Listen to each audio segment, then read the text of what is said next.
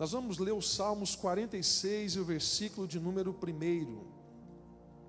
Nós vamos ler os Salmos 46 e o versículo de número 1. Glória a Deus. O título dessa mensagem, se eu puder dar um tema para ela, é Crises. Quando vêm os dias maus?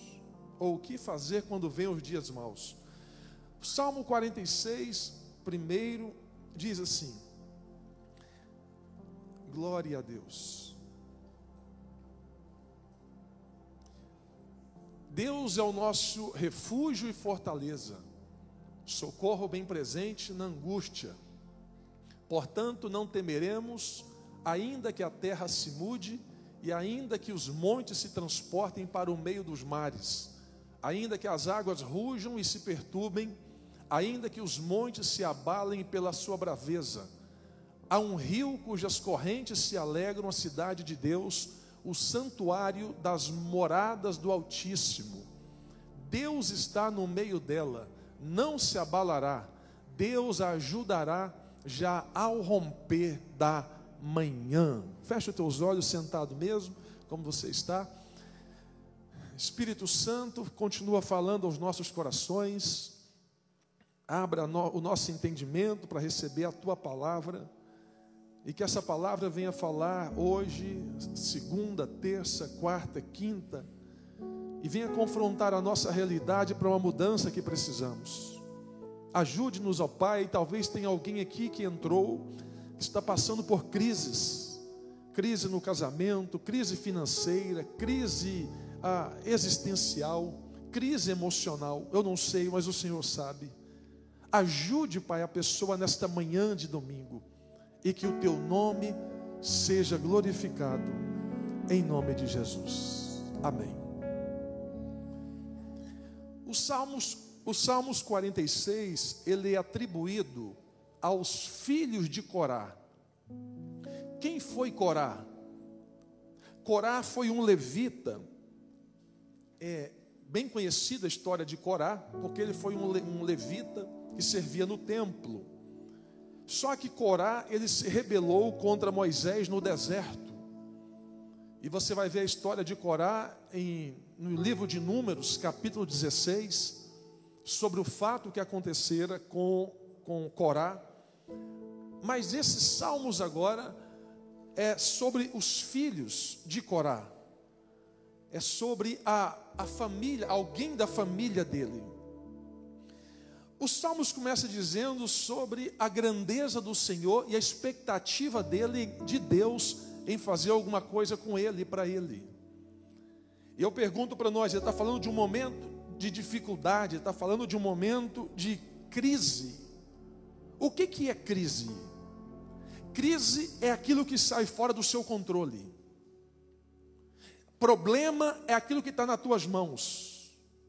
Crise é quando sai das tuas mãos. O problema está nas tuas mãos, você consegue resolver. A crise, às vezes você não consegue resolver. A crise é quando todas as estruturas da tua casa, emocional, profissional, financeiro, essas estruturas são abaladas e ela começa a dissolver de forma lenta. Mesmo você estando debaixo do teto, você começa a perceber que está dissolvendo diante de você. Isso é crise. Como que você vai identificar uma crise? E o que a crise altera dentro da pessoa? A crise coloca a pessoa dentro de um processo. E esse processo vai fazer da pessoa ou sair melhor ou sair pior. A crise coloca a pessoa dentro de um processo, ou ela vai sair mais forte, ou ela sai mais fraca. Dentro da crise, o processo da crise. Se você pegar, por exemplo, o azeite de oliva que você usa na salada, ele é resultado da crise de um processo. A crise ou o processo da crise, ou a crise do processo, é meio redundante, mas o entendimento é o mesmo. Se você pegar a azeitona, espremer ela, vai virar o azeite. Então, o azeite é resultado de um processo de crise, da prensa, daquilo que é gostoso o azeite, mas teve que passar por um processo. Você vai comer um pão, e o pão, ele é o resultado da crise de um processo do trigo. Porque o trigo, a pessoa tira do campo e não leva o trigo do campo para a padaria ou para a panificadora. O trigo primeiro tem que passar por um processo. Ele é amassado, ele é apertado, passa na máquina, passa de novo, amassa. Depois da massa passada dentro do processo, é uma crise. Aí você come o pão. O que falar da uva? O que falar do vinho? Se você pega um cacho de uva, ele deve custar, vamos colocar por alto, $10 um cacho de uva. Mas se você pegar uma garrafa de vinho bom, feito por aquele cacho de uvas, provavelmente aquele vinho vai custar nada mais, nada menos que $100, 200, colocando baixo, $200. Tem vinho até de 1.000, 10.000, e o céu é o limite para o valor de um vinho. Mas por que o vinho é tão caro e é feito da uva? A questão não é a uva, a questão é a crise, é o processo. Tudo que passa pelo processo tem mais valor. Tudo que passa pelo processo sai melhor depois. Tudo que passa pelo processo traz uma maturidade. Se você entender, vai trazer maturidade que vai te deixar melhor depois. E a gente precisa entender algumas coisas. Por exemplo, a crise, ela vai revelar muita coisa em você. Eu não estou falando de religião, eu estou falando de vida. A aplicação que eu faço não é sobre se você é evangélico, se você é rico, se você é pobre. Agora eu estou aplicando sobre vida para a gente entrar na Bíblia. A crise que vem na minha vida e na sua vida, ela revela dois lados. Primeiro, quem são as pessoas que estão à sua volta. Nas crises nós sabemos quem são os amigos. E nas crises nós sabemos quem são os colegas. Nas crises nós saberemos quem são as amizades interesseiras e quem são as amizades interessantes. São dois grupos de amizades, interesseiras e interessantes.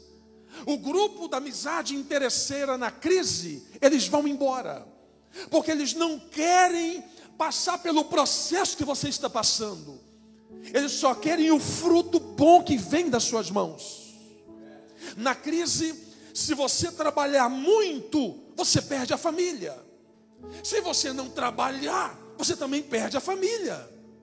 Então, precisa ter um equilíbrio. Se for de mais, perde. Se for de menos, falta, vai perder também. Então tem que ter um equilíbrio. Crise. A crise mostra a nossa disposição, porque o nosso corpo, ele é funcional. Ou seja, a crise, nós precisamos criar forças para levantar do sofá. A crise, nós precisamos criar forças para levantar da cadeira de balanço da vida. Nas crises, nós precisamos criar forças, mesmo que difícil, complicado, mas a gente tem que ter um pouquinho de força para levantar da zona que nós estamos que está diante de nós. Crise. As crises da vida é quando você tem muita perspectiva diante de você, mas você não consegue fazer nada. A crise, ela separa quem é amador e quem é profissional. A crise separa. A crise, ela vai mostrar quem é e quem não é. Todo mundo sabe pescar dentro de um barco em um dia de sol, tranquilo no mar. Todo mundo sabe. Mas só profissional sabe pescar num barco grande, dentro de um mar, diante de uma tempestade. As tempestades revelam quem nós somos diante das crises. A crise separa o bom do ruim. A crise separa quem veio ao mundo para trabalhar e quem veio ao mundo a passeio. A crise, ela vai mostrar para nós, ela vai nos ensinar muitas coisas. Por exemplo, ser tranquilo, sem estresse em dias normais, é fácil para todos nós aqui. Agora, a crise vai mostrar quem é você no dia da tormenta, com estresse alto, o emocional abalado, vai mostrar quem é você. A crise vai mostrar quem é você quando a coisa aperta, o que você fala, o que você faz, o que você quer, o que você não quer, para onde você vai, porque na crise nós somos tendenciosos a ouvir tudo e todos. Se você pega uma pessoa na crise e fala para ela, olha, para você mudar de vida tem que subir num prédio e tem que pular, dependendo do nível de crise que a pessoa está envolvida, ela te ouve. Lembra dos discípulos? Os discípulos, eles olharam para o meio da tempestade, dentro de um barco, e eles enxergaram um fantasma. Por que eles viram um fantasma? E não era fantasma, era Jesus. Porque as crises têm o poder de abalar o nosso emocional e quebrar a nossa rotina comum diária. Não era fantasma, era Jesus. E a pergunta que eu faço para nós nesta manhã é: quantos de nós estamos vendo fantasmas em dias de crises? Quantos de nós estamos ouvindo quem não deve ouvir no dia das crises? Quantos de nós estamos abrindo o coração para a gente errada no dia de crise ou das nossas crises? Todo mundo passa por uma crise. Todo mundo passa. Toda crise, sem exceção, toda crise, sem exceção, ela vai passar um dia na sua vida, ela vai passar um dia na tua casa, ela vai passar um dia no teu casamento, ela vai passar um dia perto de nós. A crise, ela vai revelar até os amigos pessimistas e otimistas, porque você ter um pessimista perto de você no dia da crise é bom, não é ruim. Porque o pessimista, ele ajuda a nivelar o nível do otimismo ou a falta daquilo que você não viu. Por exemplo, o pessimista, ele sempre vai dar uma perspectiva de risco para você. Você vai falar assim, eu tenho que ir em Orlando. O pessimista vai falar, cuidado, porque está parando na rodovia e está mandando todo mundo embora para o Brasil. A imigração está pegando. Então, o pessimista, ele vai criar um ambiente de risco, dificuldades, para você não envolver dentro da ação. O pessimista, eles são bons em apontar defeitos, mas eles são péssimos para resolver os problemas. Os pessimistas, nos dias das crises. Os pessimistas, eu costumo dizer que eles têm aquela famosa síndrome do boi. Sabe qual é a síndrome do boi? Você fala assim, vai dar certo. O pessimista fala assim, sei não, espera para ver. Síndrome do boi. Ele está dizendo, espera para você ver. Aí você fala assim, está dando certo. Ele fala, espera mais um pouquinho, vai dar errado. O pessimista, ele fica tirando a sua paz no meio da crise. E a pergunta que o Espírito Santo faz para você é, quem que você está ouvindo no dia da crise? Quem você está ouvindo nos dias maus? A chuva vai cair, a chuva vai vir, mas no meio da crise, só vai prevalecer quem sabe nadar. A chuva vai descer, mas só vai prevalecer quem tem a visão aberta. Pastor, mas crise vem para todo mundo? Vem. A crise vem para todo mundo, só não vem para o mentiroso. O mentiroso vai dizer, não, eu nunca passei por crise, eu nem sei o que é crise. O santo anjo, ele nunca sabe o que é crise. O que fazer no dia das crises? Só que a crise nos ensina algo interessante. A crise, ela nos dá um recado, dizendo, olha, pega isso. A crise nos dá um recado dizendo, você precisa mudar de estratégia. A crise nos ensina dizendo, o erro, mas eu estou errando, pastor, eu estou batendo na porta, não vai, eu vou ali, não flui, eu faço isso, não acontece. O erro é fundamental para a nova tentativa, e a crise é o melhor cenário dentro da dificuldade para provar isso para nós. Ou nós aprenderemos na crise, ou seremos eternos bebês adultos chorão. Ou nós iremos entender o que está acontecendo no meio da crise, levantar como voz profética, levantar como mão de autoridade, ou nós seremos eternos adultos chorando pelas crises da vida. Mas aí vem um problema, porque uma das coisas que prende pessoas dentro das crises é a famosa zona de conforto. A zona de conforto é um lugar que estraga o seu desafio. A zona de conforto é aquilo que te deixa você repetindo, fica repetindo, se torna uma coisa cíclica. Você fica repetindo, dando voltinhas, abrindo a mesma porta. Ela tira o teu entusiasmo, a zona de conforto. E às vezes nós precisamos tomar cuidado, porque tudo aquilo que te agrada às vezes te engana. Tudo aquilo que está te agradando dentro do que você está fazendo, ele pode te enganar lá na frente e você não vai entender. Então, a zona de conforto, ela vai mexendo, ela não quer, melhor que mexa naquilo que é confortável para você, na zona que você está.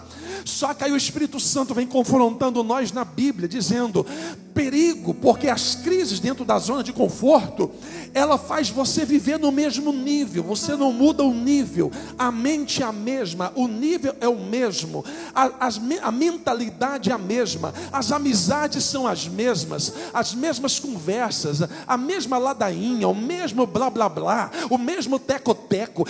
Nem ela mais acredita na palavra dela. Entra ano e sai ano, a mesma conversinha. Eu vou mudar, eu vou transformar.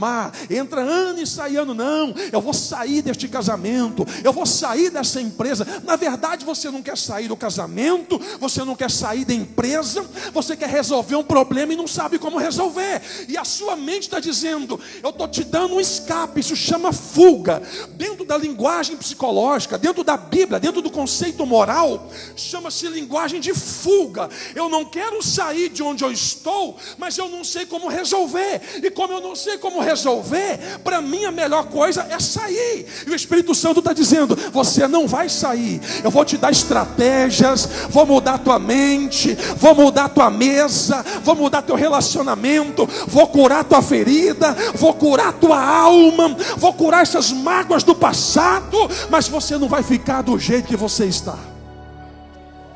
Quem está comigo, diga aleluia. Crises, quando vem as crises da vida, então grava isso na sua mente. Tudo aquilo na sua vida que não está expandindo, está encolhendo. Tudo aquilo na sua vida que não está melhorando, está piorando. Se não está crescendo, está diminuindo. Se não está melhorando, está piorando ou ficando igual. Por isso que você vai ver que tem gente à minha volta, à sua volta, não estou falando aqui, mas estou falando de senso comum de gente no nosso dia a dia, no trabalho, na padaria, no açougue, na rua, no Brasil, na América.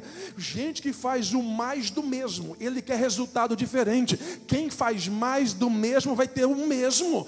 Mais do mesmo não muda comportamento, mais do mesmo não muda nada. Quer mudar o marido, mas está fazendo mais do mesmo. A mulher quer mudar a esposa, mas o cara está fazendo mais do mesmo. Quer mudar na empresa, mas está fazendo mais do mesmo. Não muda os níveis. O Espírito Santo está dizendo para nós, Deus, Ele é socorro, Ele é presente, Ele é fortaleza, Ele é resposta. Só que tem uma coisa que Deus não vai fazer por você, e nem eu posso fazer por você. O que é, pastor? Aquilo que você tem que fazer. Tem coisas que é você que tem que fazer. Não adianta eu falar, eu vou fazer, eu vou te ajudar, e a pessoa não quer. É impossível.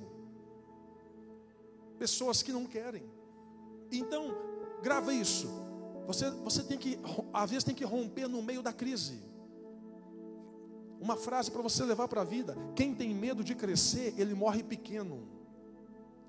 Se você está com medo de expandir, de crescer com a palavra que Deus está te dando, provavelmente, não reclame. É bom a gente entender isso, porque é uma palavra de crise, mas ela confronta a nossa realidade. Nós não podemos reclamar daquilo que você tolera. Grava isso. Não reclame daquilo que você tolera. Se você quer mudança, você tem que mudar o comportamento. Nenhuma crise na Bíblia Deus fez por bondade. Deus olhando e falando assim, coitadinho, ele está na crise, ela está na crise, é bonitinho, eu vou tirar ele daqui. Não. Deus trabalha com psicologia comportamental, estímulo e reação. Você age, ele reage. Você começa, Ele termina.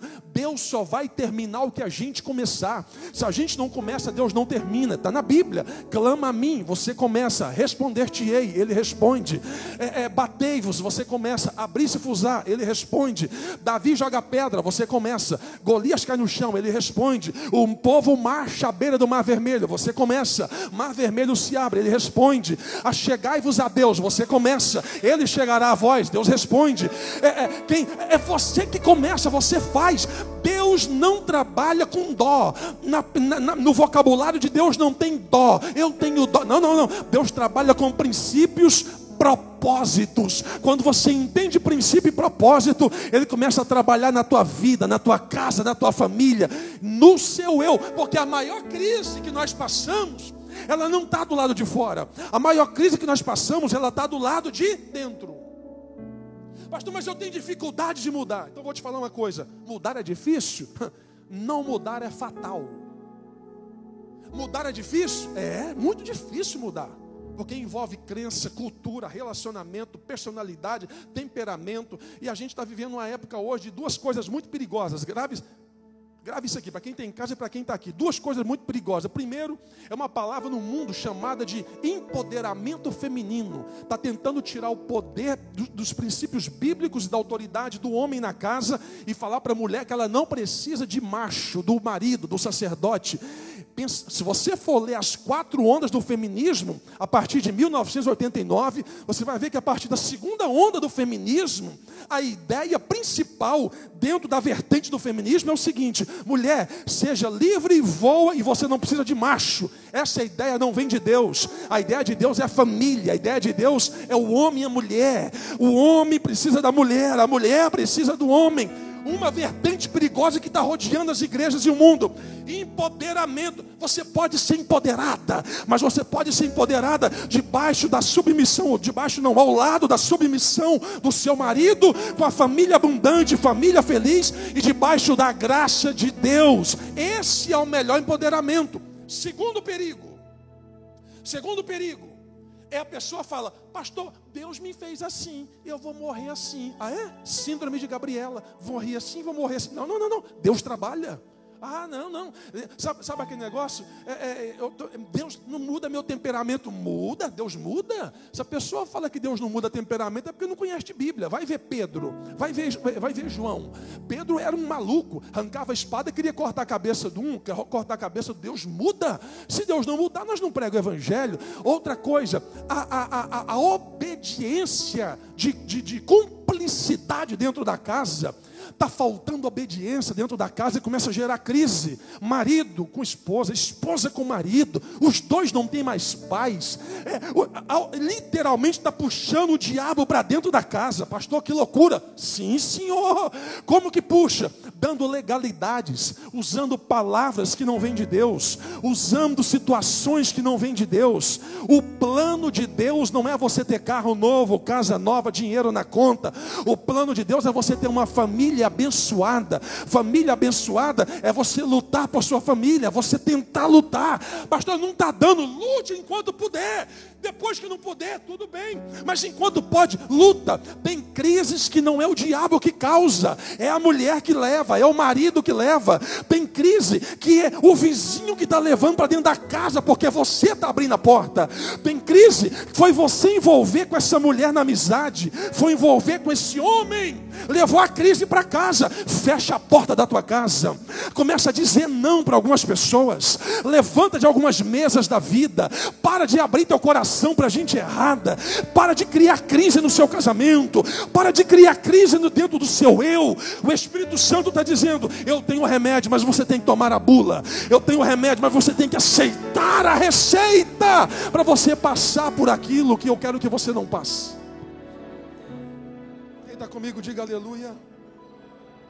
Só que a pessoa que está em crise, geralmente ela aceita no último estágio, quando o paciente já está na UTI da vida, já está quase usando o desfibrilador para dar um supapo de vida, naquele momento.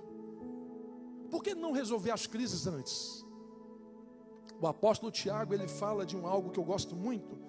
Ele fala sobre apagar o incêndio antes da floresta pegar fogo. Está na Bíblia. Ele vai dizer, você precisa apagar o incêndio antes da floresta pegar fogo. Eu pergunto para você, todos nós aqui temos uma floresta, não precisa responder. Como que está a floresta da sua vida? Como que está a floresta do teu casamento? Como que está a floresta do seu eu? Porque existe duas coisas perigosas, o explodir e o implodir. O explodir é a pessoa geralmente que não tem freio, não tem educação, não teve muito berço, e ela fala, eu sou assim mesmo, comigo é na lata. Não, pessoa que fala que é na lata é porque não tem educação. Pessoa sábia e com sabedoria, ele ouve mais e fala menos, e fala o necessário na hora certa. Meu pai era assim. Seu pai é seu pai, você é você. Crenças e valores, tem que deixar algumas crenças, tem que quebrar algumas coisas, sabe? Talvez a crise está sendo criada dentro da casa, do ambiente, porque a pessoa não entende o que tem que ser mudado, transformado. O Espírito Santo é o melhor agente de transformação em crise. O Espírito Santo controla o cara nervoso, domínio próprio. O cara não tem paz, quer brigar com todo mundo, põe mansidão, fruto do Espírito, está na Bíblia. É só pedir e falar, Espírito Santo, muda meu comportamento, muda meu temperamento, muda meu caráter, muda meu pensamento. Deus muda. Só que tem gente tentando mudar a si mesmo do jeito dele, não vai mudar. Então pior do que explodir do lado de fora, é implodir do lado de dentro. É a bomba aqui dentro. É a pessoa que fica com ruminação. Ruminação é a pessoa brigar com ela mesma. Ela levanta de manhã falando, nossa, eu não sei, eu não presto, eu não sirvo para nada, ninguém me ama, ninguém me liga. Fica se justificando, procurando culpa dentro dela mesma. São pessoas que daqui a pouco vai ter problemas emocionais. Daqui a pouco a pressão psicológica contra ela mesma vai ser tão grande que ela pode cair dentro de uma depressão. Ela pode cair dentro de uma opressão. Ela pode cair dentro de uma crise existencial que, se não for Deus, amigos, pessoas de perto, ela vai só afundando. Ela vai só afundando. E o que eu preciso fazer, pastor? Primeiro, reconhecer o estado onde você está. Saber como que está a tua floresta. Como que você está? Está pegando fogo? Não está? Está tranquilo? Pastor, eu vou sumir dessa casa. Vai sumir da casa por quê? Vou sumir da casa porque eu não aguento mais. Mas não aguenta o quê? A gente tem que ter um olhar de perspectiva quando namorava, quando conhecia. Eu lembro quando eu namorava com a Andriela 26 anos atrás, 26 anos atrás, a gente vai para 23 de casados. 23 anos atrás, eu chamava ela de moranguinho, meu sorvetinho. De vez em quando eu pego chamando ela chuchuzinha, moranguinho. Eu estou mudando de chuchu, porque chuchu não tem gosto. Estou mudando para moranguinho, meu moranguinho. Vem cá, meu bem. Por quê, pastor? O tempo passa, mas não deixe que as crises peguem você. O tempo passa, mas não deixe que os problemas da vida tirem a tua paz. Tem gente que está deixando a crise dormir com ele na cama. Está indo para a cama com mais 10 pessoas. Que isso, pastor? Está indo para a cama com mais 10. Deixa os 10 na sala, vai você e tua esposa, vai você e teu marido. Tem gente dormindo com quem não liberou perdão. Aí aqueles pesadelos, não pesadelo de sono, mas o pesadelo de vida, porque dorme grilado, acorda azedo, fica o dia todo zangado. Sabe o que é isso? Não liberou perdão.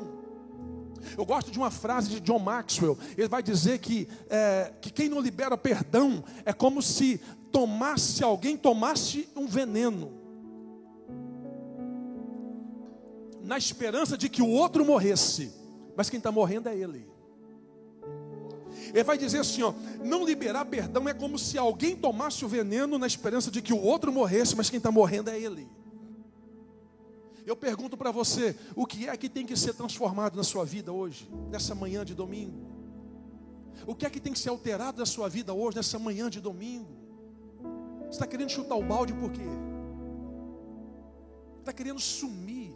Pastor, já pensei até em morrer. Deus vai repreender esse espírito de morte da sua mente. Pastor, estou querendo largar a mão de tudo. Mas por que está querendo largar a mão de tudo? Crises. As crises vêm para tirar a tua paz. Gente, se a gente não tiver alguém do nosso lado, nos dias de crises, tem gente que faz besteira. A gente atende aqui. Se você quiser qualquer dia marcar, pode marcar. Espero que que fique bem, mas se precisar, a gente está aqui para servir. De segunda a quarta, ali naquele cantinho ali. Eu mais a minha esposa, a gente atende ali. Tem semana que não tem horário. Enche tudo do horário que a gente fica aqui. E aí você faz algumas perguntas. E não estou falando aqui de igreja não, a gente abre geral. É para quem quiser. Fora da igreja, quem não é igreja. A gente pergunta, como que começou a crise? Sabe o que a pessoa fala? Nem eu sei. Não, mas por que chegou nesse nível? Ela fala, não lembro. Mas eu não quero mais não. Eu quero sumir. Não, mas você quer sumir por quê? Vamos achar a raiz do problema. Se você vai no médico, você senta de frente para o médico. Qual que é a pergunta que o médico te faz? O que você tem? Se você fala para o médico, eu estou com o pé doendo, ele não vai te dar remédio para a cabeça. Se você fala, eu estou com a cabeça doendo, ele não vai te dar remédio para o pé. Nós precisamos entender uma coisa, que chama maturidade nas crises. A idade vem, os dias vêm, e vai revelando muita coisa para nós. Quem são as pessoas que Deus colocou na tua vida? E tem gente que passa na sua vida como lição, como teste, como aprendizado. Tem gente que passa na sua vida para você aprender a nunca ser como eles. Tem gente que passa na sua vida e já viu a pessoa que patrocina a guerra? Aonde ele vai e leva a guerra? Você estava tranquilo na sua casa. Aí você conheceu o fulano. Ele entrou na sua casa, ficou lá um pouquinho de tempo. Mudou tudo. Criou briga com o marido, com a esposa, com os vizinhos. Som alto, comendo de noite, batendo panela, batendo prato. Você no quarto dormindo, televisão alta. E aí vem um outro problema. Que geralmente pessoas que estão em crise, elas têm elas têm necessidade de aceitação. E a necessidade de aceitação faz com que a pessoa não fala não. E quando você não fala não, muita gente entra na sua vida e faz o que quer. Quem sabe essa manhã o Espírito Santo está falando para você. Deus já te deu princípios. Deus te deu amigos. Você já conheceu colegas. São níveis de relacionamento. Você tem que entender isso. A gente precisa entender isso. Níveis de relacionamento. Amigos, conhecidos, colegas e companheiros. Classes diferentes de pessoas que pode ter acesso na nossa vida.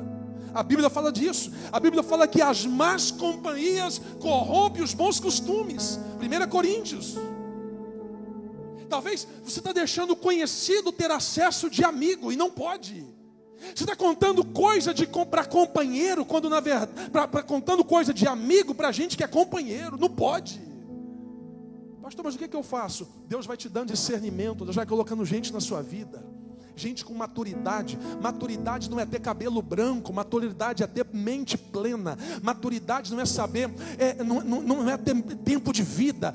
Eu tenho 70 anos de idade. Não, isso não define que tem maturidade. Eu conheço idosos que têm atitude de crianças. E conheço jovens com atitude de adultos maduros. Maturidade está ligado à disposição, posicionamento, resposta.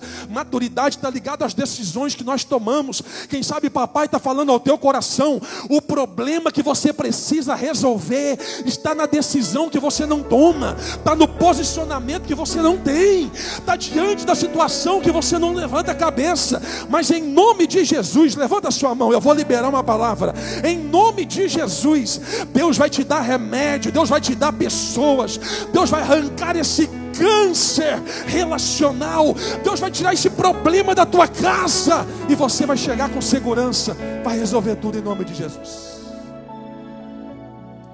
Quem está comigo diga aleluia. Quem está comigo diga amém. Está entendendo? Diga amém. Então, qual que é a crise que você tem que resolver? Você que sabe. Procure. Você quer ver um cenário de crise? Ou um cenário que quebra toda crise?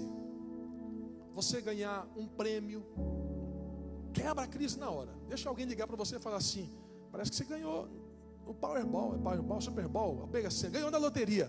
Você ganhou na loteria, tem que ir lá buscar o prêmio agora. Meu irmão, pode dar os dois brigar de cara no chão. Os dois começam a beijar, abraço e vai buscar na hora. Quero ver se tem crise. Alguém fala para você assim, ó: você ganhou um carro zero, custa $300 mil. Você está aqui sem carro, sem nada, mas tem que buscar lá na ponta da divisa com o Canadá. Amanhã você arruma dinheiro, está dentro de um avião, mas está indo lá buscar. As crises mostram para nós as disposições daquilo que é importante para nós. Momento de paz, momento de alegria. E eu pergunto para você, quanto custa a sua paz? Quanto custa a sua alegria? Não pode ter preço. Pega uma mulher gestante, pergunta para ela. Temos a Gabriela está gestante. Gabriela está gestante. Quem mais está gestante aqui? Tem Marcela está gestante. 3 gestantes aqui. Cíntia está gestante? Ah, eita, glória.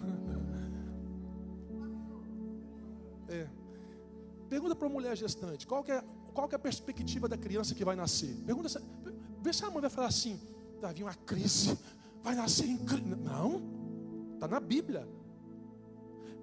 Porque nascimento gera paz, gera alegria, gera esperança. Eu lembro da minha irmã, quando ela estava grávida. Minha irmã foi lá no quartinho, pôs tênisinho azul, roupinha azul, tudo azul. E eu falei, e aí, Osana? Que é isso? Ela, o Theo está vindo. Meu sobrinho chama Theo. O Theozinho está vindo. E meu cunhado, na época, estava sem trabalhar. Minha irmã não estava trabalhando. De um lado tinha uma crise financeira, mas eu olhava para o rosto da minha irmã, alegre, feliz pelo Theo que estava vindo. É essa alegria que a gente tem que ter. Do nascimento da criança, da alegria, da convivência. Sabe? Tem momentos que Deus permite algumas coisas das nossas vidas, não é para dissolver, é para juntar. Grave o que eu vou dizer para nós. A crise revela quem não pode faltar na sua vida. Eu sempre falo com a minha esposa. Eu falo, a distância revela quem não pode faltar na sua vida. Se o marido viaja e fica 1 ano fora de casa, você não tem saudade, tem alguma coisa errada. Tem alguma coisa errada. A distância revela quem não pode faltar na sua vida. Agora o marido fica 3 dias fora, 1 dia fora, a mulher fica o tempo todo em cima dele. Onde você está? Deixa eu ver. Liga o celular. Onde você está? Quem está aí perto? Misericórdia. Mas ele também está mostrando o lado de cuidado da mulher. Está falando, eu gosto de você, eu te amo. Quem ama protege, quem ama cuida. Quem ama briga, quem ama blinda. Quem ama entra até em crise para defender a família, defender o casamento. Sabe, gente, nós cremos nisso. Quem sabe essa manhã o Espírito Santo está falando ao teu coração, eu posso te ajudar a controlar as crises da tua vida. Quem sabe alguém entrou aqui nesta manhã e está dizendo, pastor, eu estou numa crise por dentro, eu preciso tomar algumas decisões pelos próximos dias. E eu te digo com temor e com tremor que foi o Espírito Santo que te trouxe nessa manhã para dizer para você, recalcule a rota, não tome decisão precipitada, não altere o curso daquilo que você já está inserido, não tenta mudar a rota. O que eu preciso fazer, pastor? É só tentar resolver a crise. Daqui a pouco a tempestade passa, daqui a pouco vem a brisa. Talvez o que você está faltando é quebrar um pouco da rotina, sair um pouco da rotina, é mudar um pouco do convívio de amizades tóxicas. Só fala não presta, não é para nós, vai acabar, sai mesmo, separa, tem mais mulher bonita, tem mais homem bonito, não, tem casa melhor, tem homem, casa com americano, começa a pôr turbilhão na tua cabeça. O homem começa a olhar para a mulher e fala assim, não quero essa mulher mais não, vou mudar. A mulher começa a olhar para o homem e fala, não quero esse cara mais não, vou mudar também. Começa a olhar para a casa, dentro da casa e fala, essa casa está ruim, eu não sinto bem dentro dessa casa. O espírito maligno vai atuando dentro da casa, que vai tirando o desejo da casa, da família, o desejo pessoal, desejo de buscar a Deus. Daqui a pouco entra na mente da pessoa e põe desejo de morte na vida da pessoa e vai dizer para ela, a vida não presta, tira a sua vida. Tudo começa com conta-gotas, tudo começa com pequenas coisas. Oh glória. Lembra da crise no Egito? A crise no Egito foi com José. Gente, eu já falei isso aqui, está na Bíblia. O pai de José, o nome dele era Jacó. Jacó está aqui, meu Deus do céu, essa palavra é tão forte, porque Jacó aqui, o pai de José, ele tem moral com Deus. Jacó fala com Deus, Deus fala com Jacó, Jacó fala com Deus. Os dois têm um diálogo aberto. Só que o filho desse abençoado aqui, que é José, foi levado para o Egito. Disseram para ele que José estava morto. Só que esse homem tem moral com Deus, gente. Olha isso aqui. Esse homem está orando dizendo: Senhor, será que é verdade? Deus está calado. Senhor, cadê meu filho? Deus está em silêncio. Deus, cadê José? José está preso no Egito. E falaram para o pai que tinha morrido. Olha as crises. Olha a crise que esse pai está enfrentando. Eu quero pelo menos os ossos do meu filho para enterrar ele. Deus respondeu o pai, Jacó? Não. Deus falou para Jacó que o filho estava no Egito? Não. Sabe quanto tempo esse pai ficou em crise procurando o filho? 13 anos. Dos 17 aos 30 anos. Por que Deus não falou para ele que José estava no Egito? Tem processo na sua vida que, se Deus revelar antes do tempo, você atrapalha o resultado final lá na frente. Se Deus fala para Jacó que o filho estava no Egito, Jacó tinha ido atrás buscar o filho e tinha atrapalhado o processo de ser governador no Egito, e todo mundo ia morrer de fome. Se José não está no Egito, o povo ia morrer de fome, porque Deus deu a visão, Deus deu a revelação para José. José disse: vai vir 7 anos de fome, e 7 anos de abundância, e 7 anos de seca. Olha o que Deus falou para José no Egito. José falou para Faraó, tem que guardar comida para 7 anos. Se José não está no Egito, não teria comida, e todo mundo ia morrer de fome. Tem processo na nossa vida que Deus não pronuncia, para ter livramento lá na frente. Oh glória! Eu vou falar um negócio aqui. Vou falar um negócio para você lá de Goiânia. Uma vez, no culto a gente dirigia. Eu lembro que eu estava orando por uma irmã e coloquei a mão na cabeça da irmã. E o filho dela, eu conheci o filho dela, um menino inocente, meninão de tudo. Aqueles meninos que tem 18 anos, assim, mas inocente de tudo. Sentado na porta do condomínio, brincando com os amigos. E os amigos, 2 estavam traficando, fazendo aviãozinho de droga para lá e para cá. A polícia chegou, deu batida nos amigos, como ele estava junto, levou todo mundo junto e enquadrou ele como tráfico de drogas. Com todo mundo junto. E aquele menino ficou preso. E ela um dia chegou na igreja e falou: pastor, levaram, não vou falar o nome dele aqui por questão de ética, pastor, levou ele está lá na CPP, que é a Casa de Prisão Provisória em Goiás. Eu lembro lembro até hoje disso. Eu coloquei a mão na cabeça dela e a gente começou a orar. E falei: Jesus, tu és advogado, tira o filho dela daquela cadeia, ele não cometeu crime. O Espírito Santo falou assim: ó, diga para ela que fui eu que levei ele para lá. Eu falei: meu Deus. Eu falei: Jesus amado, pode falar para ela, foi eu que levei ele para lá. Eu falei: olha, foi Deus que levou seu filho para a cadeia. Lá, mas que jeito, para quê? Eu falei: não sei não, vai orar, fala com Deus. Jesus mandou falar isso. Tá bom. O menino ficou lá um tempo. Só que na cadeia tinha culto de manhã, tinha culto no almoço e tinha culto à tarde. E o menino começou a participar do culto de manhã, do culto no almoço e no culto à tarde. O Espírito Santo batizou aquele menino na cadeia. Aquele menino começou a servir os presos na cadeia. E um dia liga para a mãe dele e fala assim: mãe, eu agora sou obreiro. Aí ela: como assim? Eu estou servindo as outras alas aqui. E Deus está me usando muito aqui. Aí ela lembrou da palavra. Tem hora que Deus complica, descomplica e explica porque complicou tudo. Tem hora que Deus dá um nó na sua cabeça assim, ó. Você fala: como é que eu entrei nisso? Tem a crise que é permissiva de Deus. Eu vou falar isso bem quentinho um negócio aqui. Tem 3 níveis de crise na nossa vida.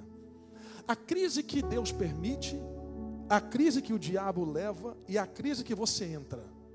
A crise que Deus permite, Ele permite para promover, para mudar. Está na Bíblia? Vamos de Bíblia. Está na Bíblia. Deus levou José no Egito, entrou no Egito como sonhador, saiu do Egito como governador. Davi entrou em crise por um momento para lutar com Golias e derrotou Golias. Olha a crise que Deus vai permitindo. A maior experiência de Moisés em crise foi no deserto. Quando Deus permite a crise na vida de alguém, é para mudança. Você nunca vai chegar num velório, tem um caixão, o morto, todo mundo chorando lá, e você fala: o que foi que você está chorando? Morreu de quê? E a mulher ou a pessoa vai falar para assim: morreu de luta, foi tanta prova, morreu de prova. Não existe causa-morte de prova. Não tem causa-morte de luta. Quando Deus permite uma luta, uma prova, é porque tem algo maior lá na frente que você não está entendendo.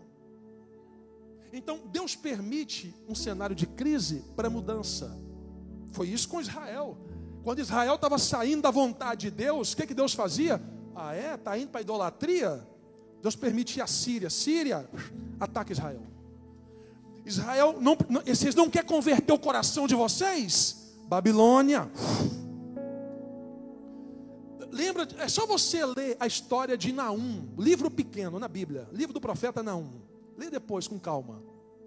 Eu gosto tanto de Naum, de Amós, livro do profeta Amós, porque Amós era um profeta doido das crises. A nação estava em crise.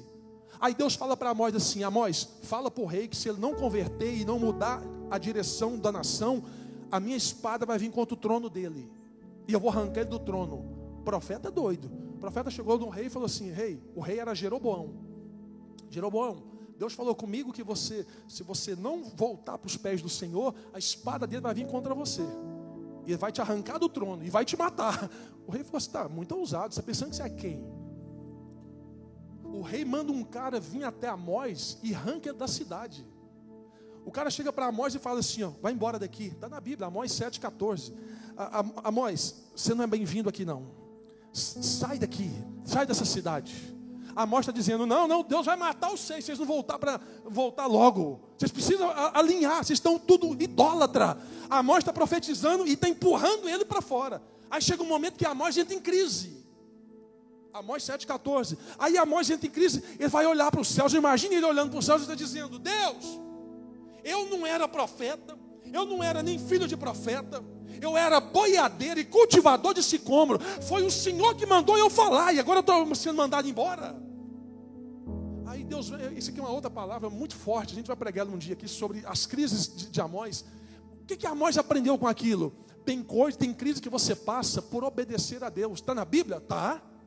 Lembra dos discípulos? Jesus faz a multiplicação de pão e peixe. Ele olha para os discípulos e fala assim: ó, entrem no barco. Imperativo, não está pedindo por gentileza. Jesus está dizendo: entrem todo mundo no barco. Jesus, está tarde, tem que ir embora. Entra todo mundo no barco e vai para a margem de lá. Jesus, mas entra no barco todo mundo entra no barco e vai remando. Quando chega no meio do mar, você já deve ter escutado a história, vem uma tempestade, vento contrário, crise. Eles estavam no meio da crise por quê? Obedeceram quem? Jesus. A crise que Deus permite é para te promover. A crise que o diabo leva é para te destruir. É para arrebentar com você. E a crise que nós, agora pega isso aqui, a crise que nós entramos por conta própria, é a crise que a gente toma decisão e não ora, não pede conselho, não fala com Deus. Levanta de manhã e para onde aponta o nariz a gente mira e vai embora e quer tomar decisão. Aí depois, quando dá tudo errado, a gente fala: o que eu fiz? Preciso orar, falar com Deus. Aí ajoelha: Deus me perdoa. Deus fala: perdoa? Você tinha que ter falado comigo, era antes de ter tomado isso. Nós oramos por misericórdia, mas dificilmente oramos para entender a vontade de Deus na nossa vida. Nós oramos pedindo: Senhor, tem misericórdia. A gente dá aquela empatia com nós mesmos, de dó. Senhor, o Senhor está vendo que eu estou sofrendo, o Senhor está vendo como está a minha alma, o Senhor está vendo. Claro que Ele está vendo. O Salmo 139, a Bíblia fala que quando você ainda era uma forma informe, como era um bebezinho no ventre da sua mãe, Deus já te conhecia. Você acha que Ele não ia saber? Claro. Só que Deus tem um negócio que Ele respeita: o livre-arbítrio, o direito de decisão que você toma. O seu livre-arbítrio está debaixo da soberania de Deus, mas Ele respeita a sua decisão. Se você bate no peito e fala: não quero, quem é que vai fazer você querer? Só se Deus trupicar lá na frente, te derrubar. Aí levanta: não quero, não quer. Lembra de Sansão? Deus falou para Sansão: bonitão, fortão, você vai salvar a nação contra os filisteus. Já tem 40 anos que os filisteus arrebentam com o seu povo. Sansão fica bonitão, fortão, presença de Deus. Aí um dia Sansão vê uma gatinha, Mister Dalila, rainha do deserto. Ele olha para ela, eu quero namorar com ela. Deus está dizendo, ela não é dos seus não, ela é de outro povo. Não, eu quero namorar com ela. Sansão, não namora com gente lá não, tem jovem na igreja. Não, eu quero namorar com ela. Sabe aquele jovem teimoso, aquele jovem custoso? Deus está dizendo, não vai, Sansão, eu quero. Não vai, eu quero. Ah, já que você quer, então vai, que absurdo. Vai lá ver o que você vai dar. Perdeu a força, ficou cego, morreu porque desobedeceu a Deus. Às vezes Deus não nos livra da nossa iniciativa teimosa daquilo que a gente está fazendo. Tem ação permissiva de Deus, e tem ação debaixo do livre-arbítrio de Deus. Eu não quero, é do meu jeito agora, cuidado, hein? É do meu estilo, cuidado, hein? Está decidido, cuidado, hein? Pode ser DDD, memoriza isso, DDD, decisões decidem destino. Quem sabe essa manhã papai está te dando um alerta na palavra, e a palavra é para você. As crises da tua vida podem ter fim, só depende do teu posicionamento nessa manhã. Só do teu posicionamento. O que eu preciso fazer, pastor? Primeira coisa, olhar para dentro de si. Olha para dentro de você, o que tem que mudar hoje? O que tem que ser, qual que é a floresta que tem que apagar o incêndio hoje?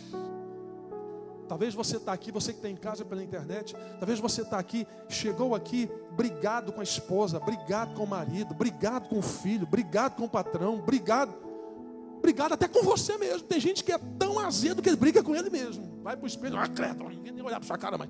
Briga com ele mesmo. Sangue de Jesus. O que eu tenho que fazer, pastor? Se curar. Aceita ser curado. Aceita ser curada. Quem sabe essa manhã é a manhã que Deus está dizendo, eu estou te dando uma chave na sua mão para você mudar a rota da sua vida. Para de dar murro em ponta de faca. Para de insistir no teu eu. Ah, mas é o meu orgulho. Deus quebra. Ah, é meu temperamento. Deus tempera. Ah, é a minha personalidade. Deus trabalha.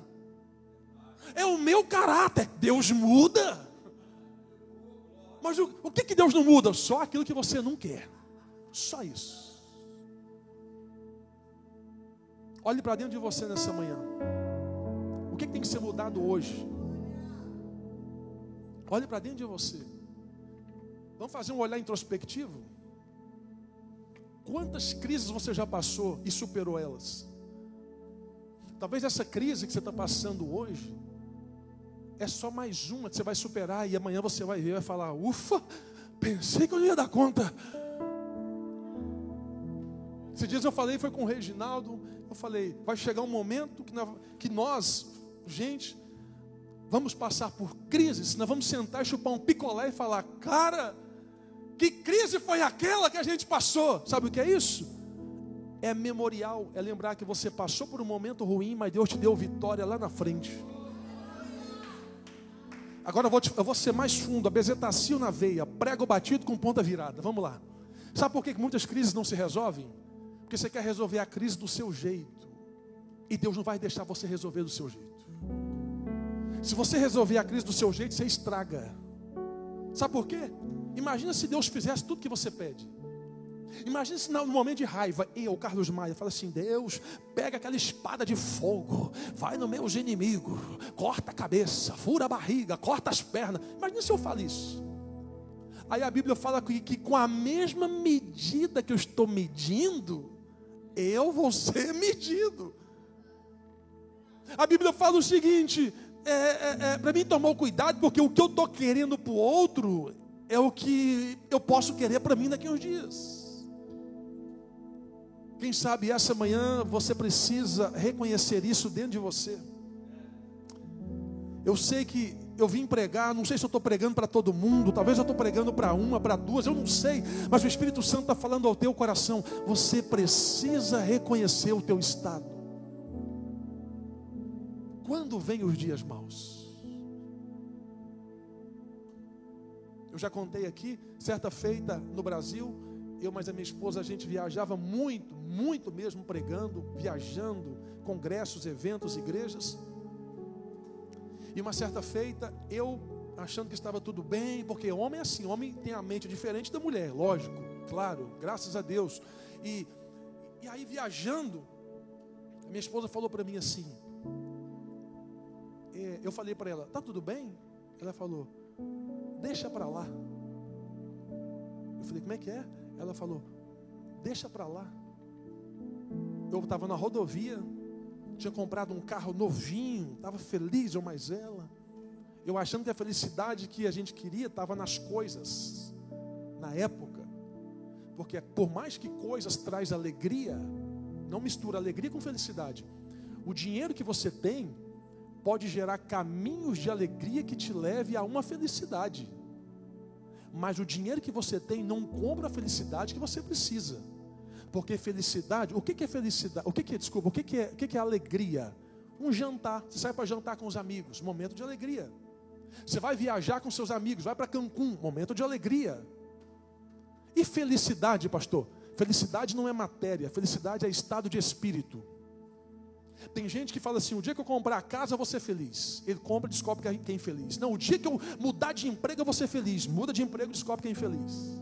Não, o dia que eu mudar eu vou para Orlando que eu vou ser feliz. Vai para Orlando e descobre que é infeliz. Porque não está nas coisas, está na pessoa. Eu lembro que naquele dia, minha esposa falou, nada não. Gente, quando mulher fala nada não, é tudo, para. Eu parei o carro e falei, amor, o que está acontecendo? Ela falou, amor, estamos viajando 25 dias por mês. São Paulo, Rio, Goiânia, Cuiabá, Brasília, viajando o Brasil inteiro, Europa, aquela coisa não parava. Ela falou, mulher é diferente de homem. Eu preciso ter o meu momento em casa, a minha faculdade, os meus atendimentos. Eu sei que para você é bom, para mim não é. E eu achando que ela estava gostando. Ela não estava gostando. Naquele dia eu cheguei em casa, peguei uma folha A4, uma caneta, sentei com ela, falei, vamos redesenhar nossa rota. Ela falou, vamos. Nós reduzimos de 25 para 15, alguma coisa, não lembro, 15 agendas por mês, viagens por mês. E vou te falar, eu descobri que naquele dia, naquele stop, naquela rodovia que eu parei, foi o dia que eu apaguei a crise do incêndio no meu casamento. Tem crise que ela dá sinal, e você tem que descobrir o sinal. No seu casamento, no seu trabalho, com você mesmo. E o Espírito Santo está perguntando para você hoje, o que você tem que resolver hoje? Resolve essa treta dentro de você. Resolve esse BO dentro de você. Para de transferir culpa. O culpado é fulano. Não, para de transferir culpa. Autorresponsabilidade. Começo comigo. Depois de mim que vai transbordar. Porque se eu fico culpando alguém, eu estou sabotando de uma realidade que eu vivo e não quero aceitar. Aí o Espírito Santo vem dizendo para nós, comece a reprogramar sua rota. Senão iremos fazer oração de tolo. Iremos para os cultos, iremos orar, Deus, me dá. Igual, lembra do Danoninho? Me dá, Danoninho.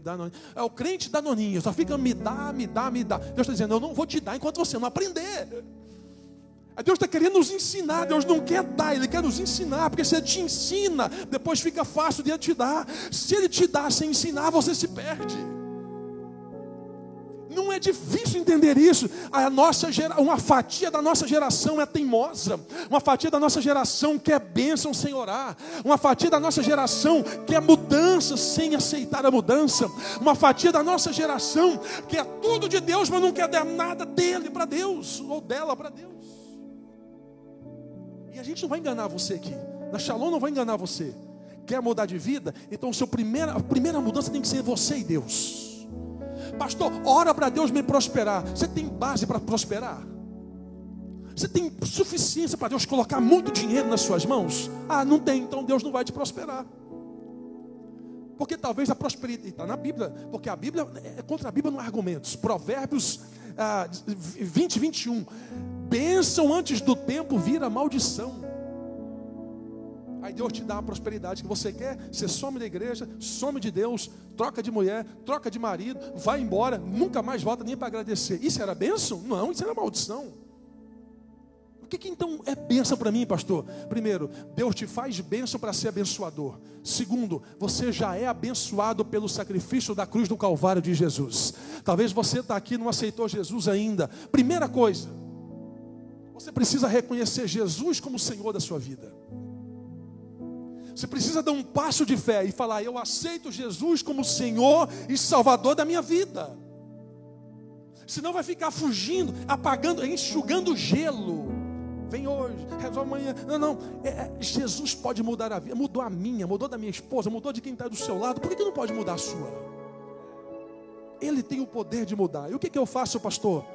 Deixa Ele apagar as crises na tua vida. Fecha os teus olhos, por favor. Sentado do jeito que você está. Pode abaixar um pouquinho, David, a luz, por favor. Isso. Se a vitória fecha os teus olhos, eu quero que você fale com Deus. Consegues enxergar. Ora, fala com Deus por um minuto, isso. Senhor, e confia. Espere, Ele vem.